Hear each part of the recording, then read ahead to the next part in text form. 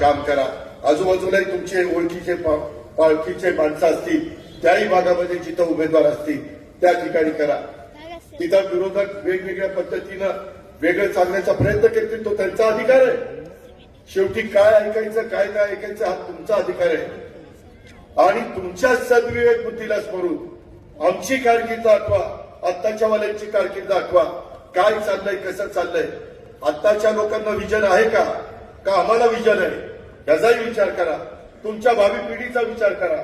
या सगळ्याचा विचार केल्यानंतर आपल्या लक्षात येईल की अजित सांगतोय हेच बरोबर आहे. आणि तेच आपण ध्यानामध्ये ठेवून उद्याच्या 15 तारखेला संक्रांत, 14 तारखेला आहे भोगीला प्रचार संपतोय, 13 तारखेला, 14ला संक्रांत. तिळगुळ घ्या, गुळगुळ बोला. शेवटच्या दिवशी बरंच काही होण्याची शक्यता नाकारता येत नाही.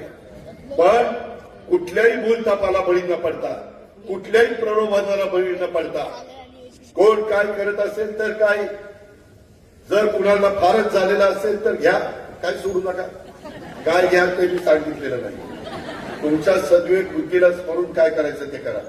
पण बटन मात्र माझ्या या 2 बहिणींचं आणि माझ्या या 2 भावांचं त्या ठिकाणी दाबा. एवढीच आग्रहाची नम्रतेची कळकळीची विनंती करतो आणि आपल्या सगळ्यांची रजा घेतो. एवढ्या मोठ्या संख्येने आपण उपस्थित राहिला त्याबद्दल मी आपल्याला मनापासून आभार मानतो. धन्यवाद.